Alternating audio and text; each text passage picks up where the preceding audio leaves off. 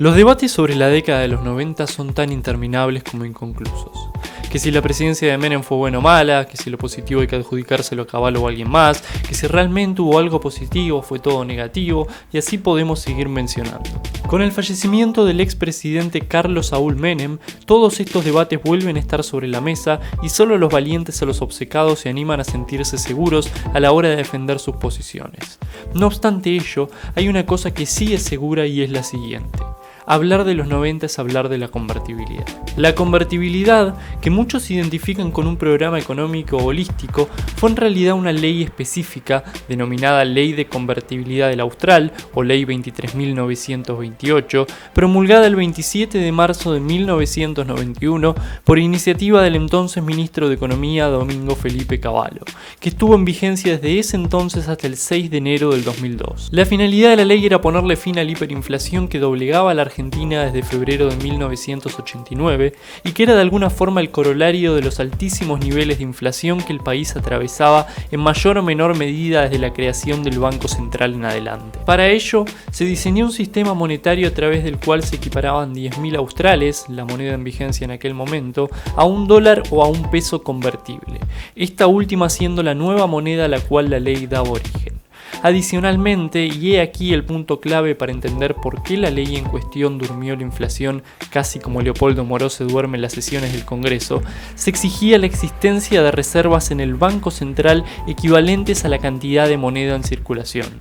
En concreto, si nos dirigimos al artículo 4 de la ya derogada ley, vamos a encontrar lo siguiente. Las reservas de libre disponibilidad del Banco Central de la República Argentina, en oro y divisas extranjeras, serán equivalentes a por lo menos el 100% de la base monetaria. En otras palabras, desde el momento en el cual la ley entró en vigencia, quedó prohibido que el Banco Central emitiera moneda para financiar los gastos del Estado, a no ser que tuviera con qué respaldarla. Ello, puesto que la inflación es siempre y en todo lugar un fenómeno monetario, dio resultado de manera cuasi inmediata.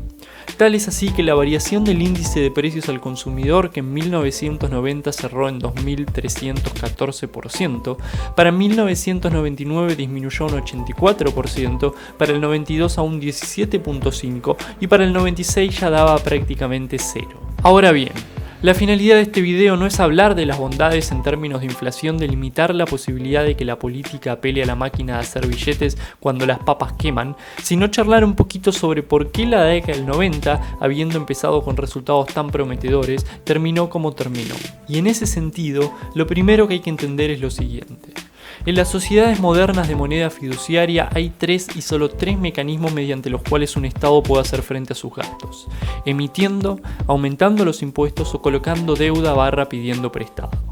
Habiéndose vedado la posibilidad de emitir, la paleta de posibilidades se reducía solamente a dos: recaudar vía impuestos o pedir prestado. Lo primero atenta contra el crecimiento económico, puesto que a mayores impuestos menor la tasa de rentabilidad de las inversiones y por ende menor su atractivo, y lo segundo puede desembocar en una bola de nieve feroz si uno no genera los recursos para devolver lo prestado y necesita de nuevos préstamos para saldar los préstamos viejos. Esto último es un tema particularmente delicado si uno no tiene la voluntad o posibilidad de reducir sus gastos. Y acá la lógica no dista mucho de la de una casa. Quizás un pariente o un amigo pueda ayudarte en el corto plazo a cubrir tus gastos, pero en el mediano plazo, a no ser que ajustes tu presupuesto, vas a necesitar pedirle a alguien más para pagarle a ese amigo, y así hasta que tus ingresos superen a tus egresos. Esta misma lógica se aplica al Estado, con un agravante adicional que a veces se olvida y que es el siguiente. El gasto del Estado además consume recursos escasos, recursos que se sustraen de la esfera privada. Si el Estado gasta en un empleado adicional, este es un empleado menos que va a poder trabajar en el sector privado, y el sector privado va a necesitar pagar un salario mayor para competir con lo que paga el Estado. Si el Estado pide un préstamo y paga el 10% de interés, el privado va a necesitar pagar lo mismo para poder competir por el financiamiento con el Estado, efecto que se denomina en literatura económica como crowding out, y así con todos los recursos. Como consecuencia, los costos del sector privado suben y su competitividad cae. Con estas consecuencias en mente, cuando uno observa la evolución del gasto público durante el periodo, se observa que el gasto para 1991 rondaba los 46.000 millones de pesos. Para 2001 promediaba los 83.000 millones, es decir, un aumento del 79%. Y para acompañar ese crecimiento del gasto, se echó mano a las dos herramientas disponibles.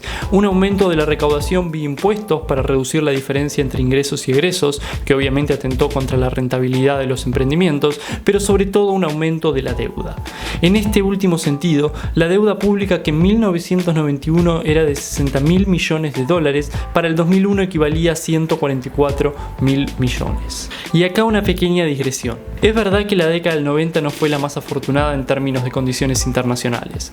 En 1997, una crisis importante en Asia repercutió sobre la demanda de los commodities agropecuarios y por ende en su cotización internacional, lo cual afectó negativamente a los recursos del Estado argentino.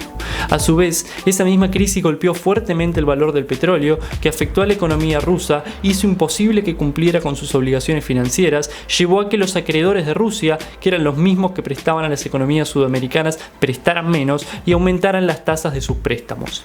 Y esto a su vez repercutió en Brasil, que devaluó su moneda antes que Argentina para mantenerse barato en moneda extranjera y afectó aún más la competitividad argentina. Es decir, para fines de la década la situación internacional y las complicaciones macroeconómicas internas pusieron a la Argentina en una disyuntiva.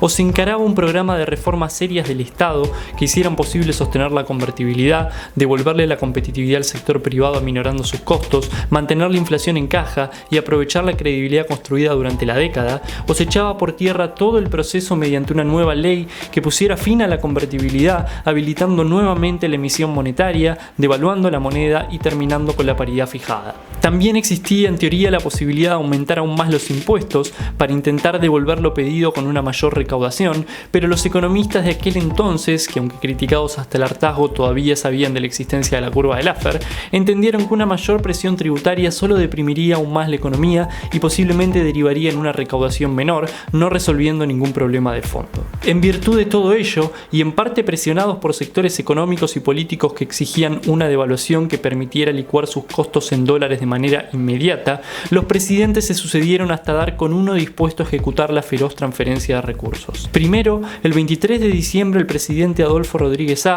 dispuso que Argentina no pagaría sus deudas, ingresando así en un default que extrañamente fue aplaudido por todos los presentes, cuando en realidad no hacía más que evidenciar el fracaso de la política argentina. No obstante, la negativa del presidente de devaluar llevó a que el propio partido peronista le diera la espalda, y en enero de 2002, quien finalmente puso fin a la convertibilidad de una vez y para siempre fue Eduardo Duhalde. Esto, si bien permitió una reactivación de la actividad económica en el corto plazo, al volver rentables muchas inversiones por los menores costos en dólares, principalmente salarios, duraría poco. Y tan pronto como los salarios se ajustaron, de la mano con una expansión del Estado que lejos de revertirse continuó de forma exponencial, fuimos depositados en las orillas de un estancamiento que ya lleva casi 10 años.